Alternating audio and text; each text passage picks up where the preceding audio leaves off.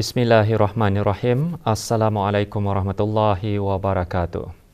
Ke bawah Duli Yang Maha Mulia Paduka Seri Baginda Sultan Haji Hassan Al-Bolkiah Muizzaddin Wad Daulah Ibni Almarhum Sultan Haji Omar Ali Saifuddin Sa'dul Khairiwaddin, Sultan dan Yang di-Pertuan Negara Brunei Darussalam berkenan menerima menghadap Yang Berhormat Delfin N. Lorenzana, Setiausaha Pertahanan Negara Republik Filipina.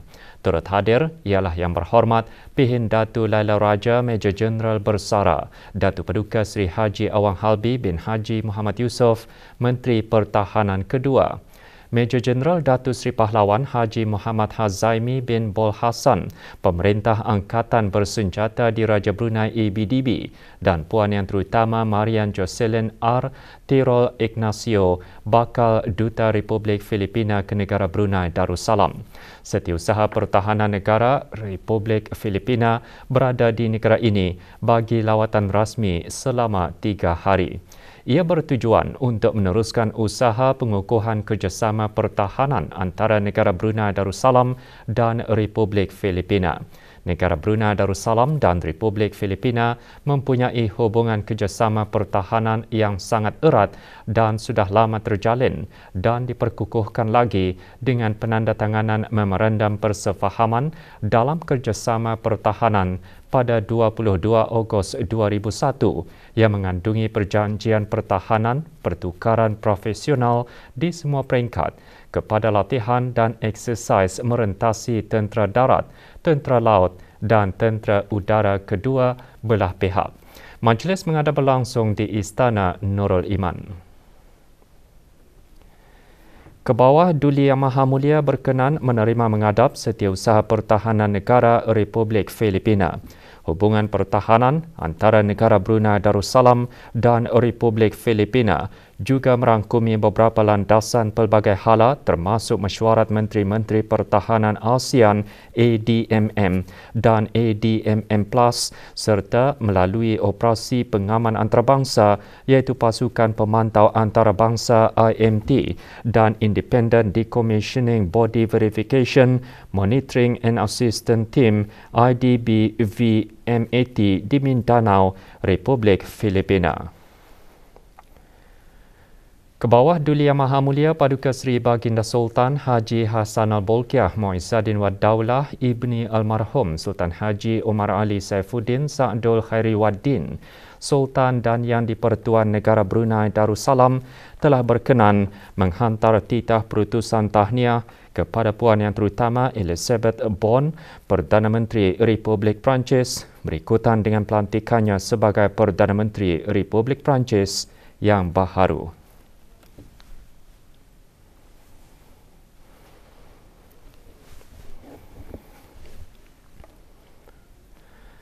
$439 dos pertama vaksin telah diberikan kepada kanak-kanak berumur 5 hingga 11 tahun yang membawa jumlah keseluruhan kepada 32,372 dos iaitu 75.4%. Manakala dos kedua sebanyak 1,010 untuk jumlah keseluruhannya menjadi 10,935 dos iaitu 25.5%. Perangkaan dimaklumkan oleh Menteri Hal Ehwal Dalam Negeri pada sidang media situasi terkini jangkitan COVID-19 di Dewan Al-Afiah Kementerian Kesihatan kemarin. Yang Berhormat Pihin Orang Kaya Seri Kerna Datu Seri Setia Dr. Haji Awang Abu Bakar bin Haji Apong juga memaklumkan liputan bagi rakyat dan penduduk negara ini yang menerima 3 dos vaksin ialah 68.6%.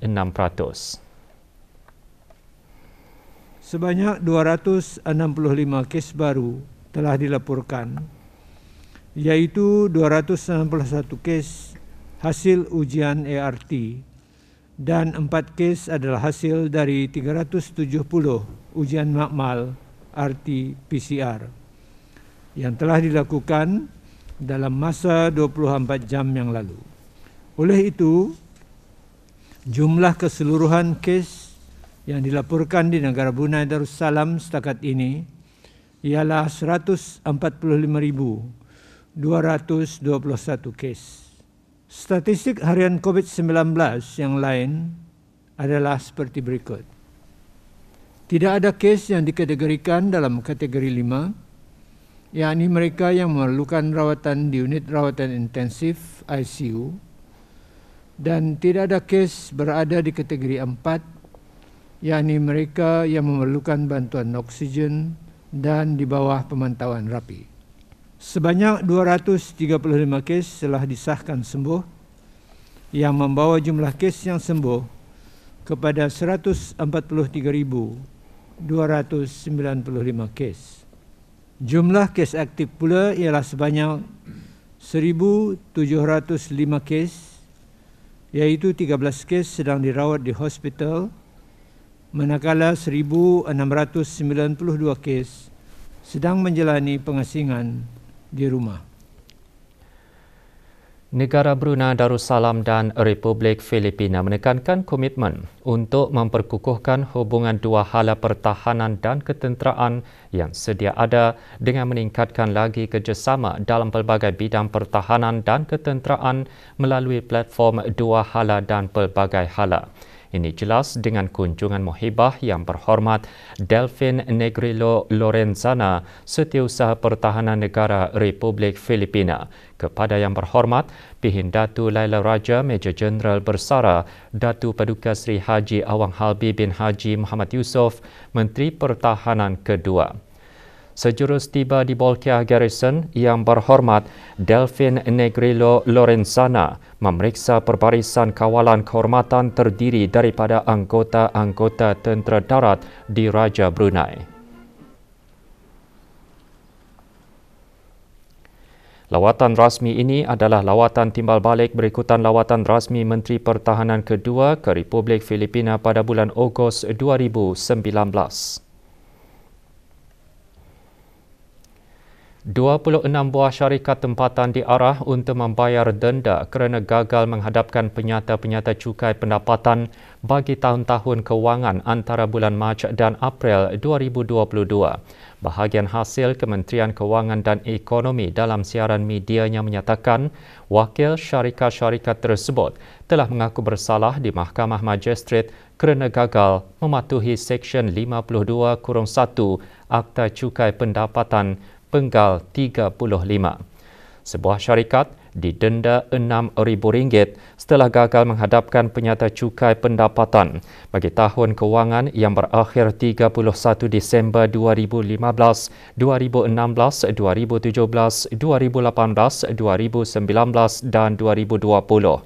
Juga bagi kesalahan yang sama, 5 buah syarikat yang gagal menghadapkan penyata cukai pendapatan bagi tahun kewangan yang berakhir 31 Disember 2016, 2017, 2018, 2019 dan 2020 masing-masing dijatuhi denda RM5,000.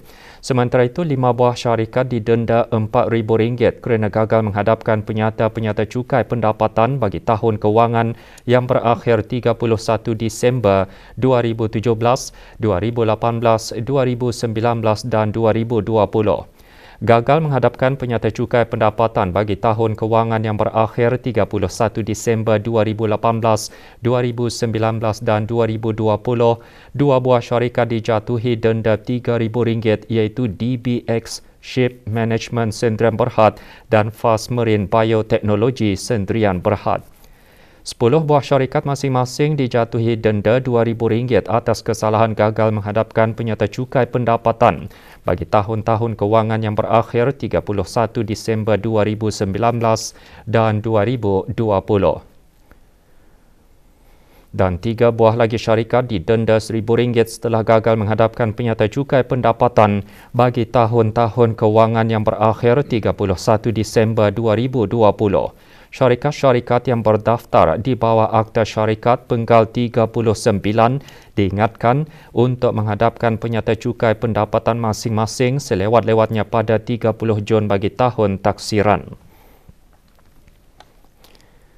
Kementerian Kesihatan memperkenalkan ciri-ciri ART dengan kod QR baharu pada aplikasi BruHealth. Kita ikuti promo ini.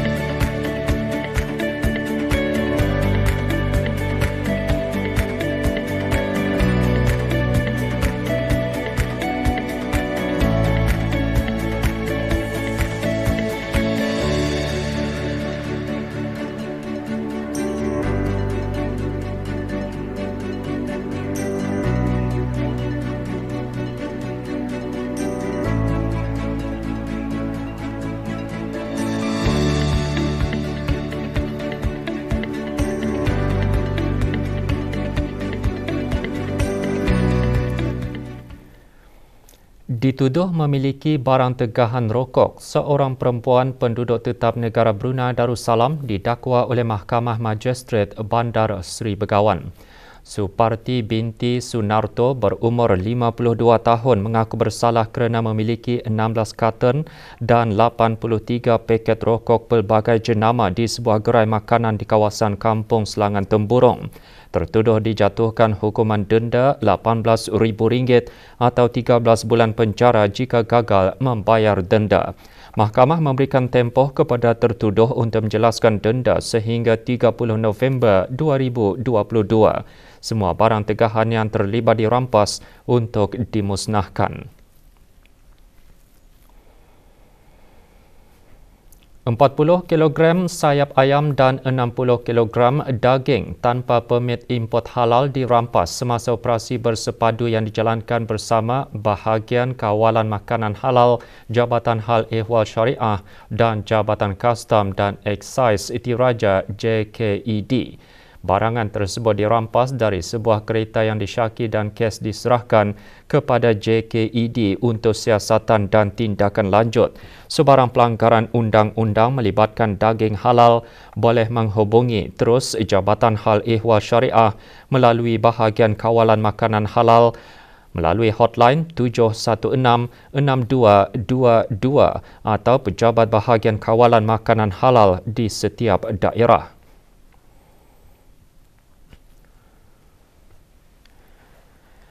Kolej Universiti Perguruan Ugama Seri Begawan Kupu SB akan menganjurkan seminar Multaka Usuluddin dengan kerjasama Jabatan Peperiksaan Kementerian Pendidikan selama 2 hari bermula 24 Mei ini. Dengan tema Kurikulum Usuluddin, Pemantapan dan Keberkesanan, seminar bertujuan menangani isu dan cabaran yang dihadapi oleh Institut Pengajian Tinggi di peringkat serantau umumnya di negara Brunei Darussalam.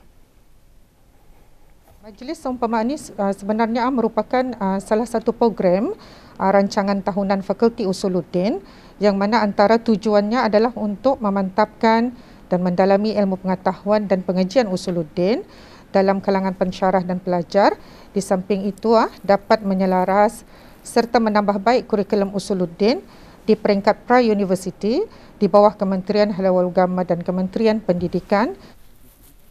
InsyaAllah kira-kira seramai 200 peserta akan menghadiri Multaka Usuluddin ini dan sebagai menambah akan melibatkan juga iuran pendaftaran iaitu sebanyak RM5 bagi mahasiswa dan RM10 bagi pegawai dan kaki tangan Jabatan Kerajaan. Multaka Usuluddin ini juga boleh diikuti oleh orang awam ataupun orang ramai melalui platform Facebook ataupun Instagram Fakulti Usuluddin.